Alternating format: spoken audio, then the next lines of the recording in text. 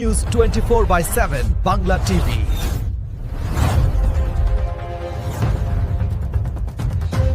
Joyjit Das Memorial স্কুলের প্রতিষ্ঠাতা এবং দশভূজার উদ্যোগে মূল পরিকল্পনাকারী সীমন্তী দাস সুবিধাবঞ্চিত শিশুদের জন্য একটি বিশেষ নৃত্য শিক্ষা কার্যক্রম চালু করেছেন। এই উদ্যোগের লক্ষ্য হল পরিবেশ শিল্পের মাধ্যমে শিশুদের ক্ষমতায়ন করা এবং ভবিষ্যতে তাদের স্বাবলম্বী হয়ে উঠতে সহায়তা করা।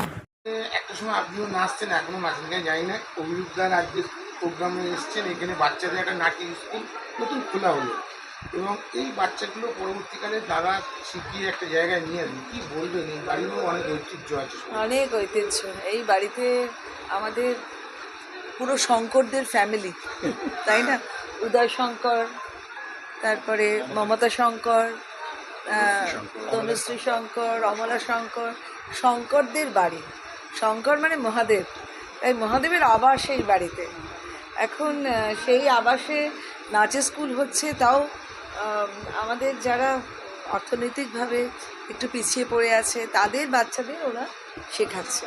তো এর থেকে ভালো অভিরূপকে আমি আর কত আশীর্বাদ করব, হ্যাঁ, যে এটা খুব ভালো কাজ করছো তুমি। আর সীমন্তিনীকেও বলবো, সেও তো দারুণ কাজ করছে। এটা সীমন্তিনীর বাড়ি, তোমার এটা এটা এটা আমার মার মামা দাদুর বাড়ি, আমার মার মামা বাড়ি। আরেকটু ঐতিহ্য উনি আছে। প্রথম সিনেমা কথা নিয়ে আসেন ফ্রম লন্ডন। আচ্ছা আচ্ছা। আর অলোকনন্দা রয় আমার যে সত্যজিতের প্রথম হিরোইন, আমার মাসি। ও বাহ, এবং মৃণাল সেনের ক্যামেরাম্যান সুবীর রায় আমার মামা। বাহ, এটা দারুণ ফ্যামিলি। মিঠুনদার নিজাম রইল এখানে নাকি শুটিং হয়েছে। এবং এই ঘরে মিঠুনদা বসে চা খেতেন, কফি খেতেন।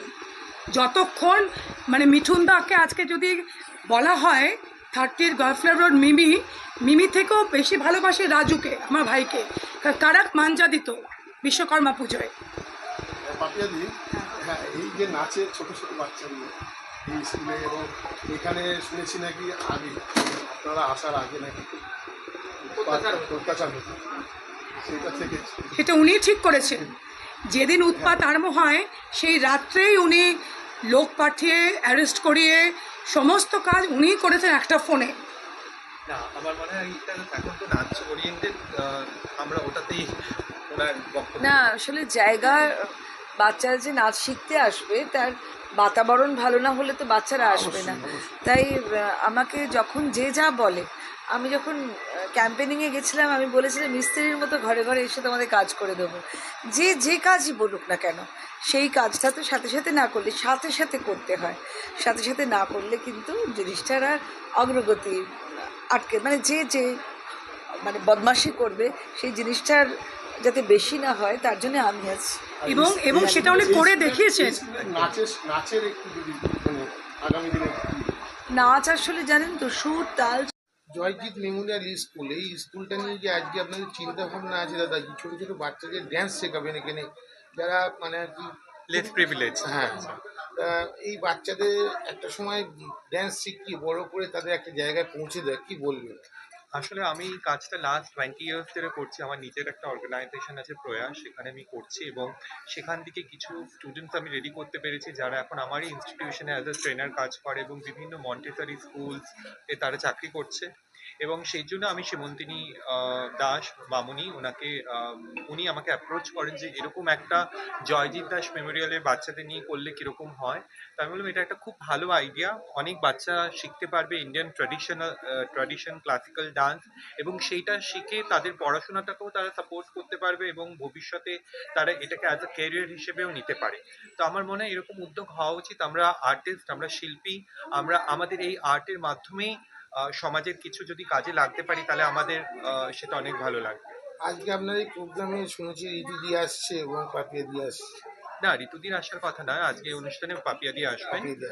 পাপিয়াদি নিজেও একজন খুব ভালো নৃত্যশিল্পী এবং উনি প্রচুর যাত্রা করেছেন, সেখানে উনি যাত্রায় দুর্গার চরিত্রে অভিনয় করেছেন এবং ওনার অনেক ছবি আছে যেখানে ওনার সাথে নাচটা অ্যাসোসিয়েটেড। তাই জন্য ওনাকে রিকোয়েস্ট করেছি যাতে উনি আসেন এবং আমাদের এই অনুষ্ঠানটাকে ইনগ্রেট করে ক্লাস।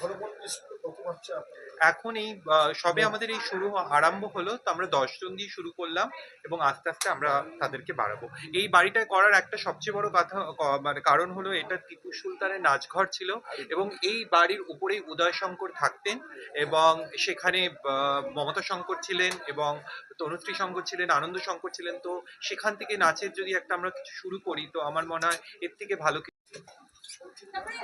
ম্যাডাম, এই যে আজকে যে বললো যে এই বাড়ির একটা হিস্ট্রি আছে, এই হিস্ট্রি এবং সেখানে নাচ হয় এবং সেখানে মমতা শঙ্কর এখানে জন্ম মানে এখানে থেকেছে, এইটার একটু যদি বিবৃতি দেন এবং এই স্কুলটা শুরু করেছে এইখানে তার প্রথমত আমি সীমন্তী দাস, জয়জিৎ দাস মেমোরিয়াল স্কুলের ম্যানেজিং ট্রাস্টি।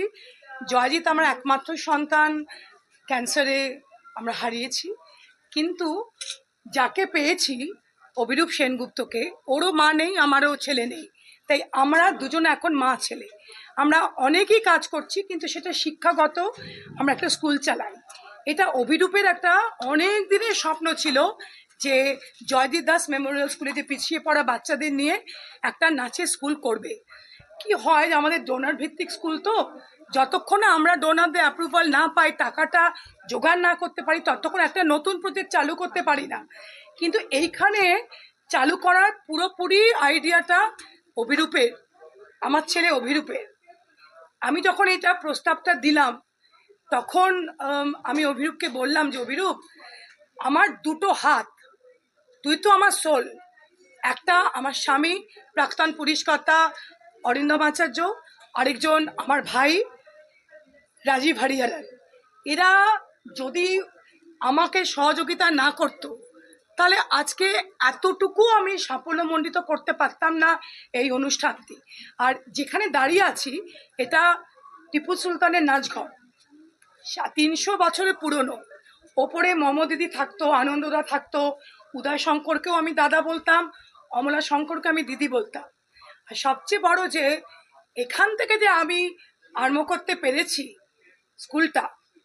জয়জিতের বাড়িতে এখানে আজকে একটা ছোটো ছোটো বাচ্চাদের নাচের স্কুল খোলা হলো এবং এই বাড়িটার সম্বন্ধে অনেক ঐতিহ্য আছে, সেটাও শুনলাম ভেতরে। কি বলবেন ছোটো দশভূজা? হ্যাঁ, সত্যি এটা, এই বাড়িটা তো উদয় শঙ্করের বাড়ি এবং এই বাড়িতে আপনারা বোধহয় জানেন মিঠুন চক্রবর্তী এবং মমতা শঙ্করের একটা বিয়ের কার্ড পর্যন্ত ছাপানো হয়েছে। এই মিমি এই কার্ডগুলো দিয়ে ডিস্ট্রিবিউশন শুরু হয়েছিল, যে কোনো কারণেই হোক এটা আজকে বন্ধ হয়ে গেছে, হয়নি। কিন্তু এটা একটা ঐতিহ্যপূর্ণ বাড়ি, এটা হেরিটেজ ডিক্লেয়ার করা দরকার। আরে সরকার 34 বছর রাজত্ব করেছে, আপনি এখানে অনেক কথাই বললেন। এই সরকার 15 বছর রাজত্ব করছে, এই শাসনের আইনটাকে এখন আইনের শাসন হয়ে গেছে। অনেক লোক মারা গিয়েছে, কি বলবেন যে এই সরকার আসার পরে সেটা কতটা প্রলক্ষিত হবে এবং কতটা হবে?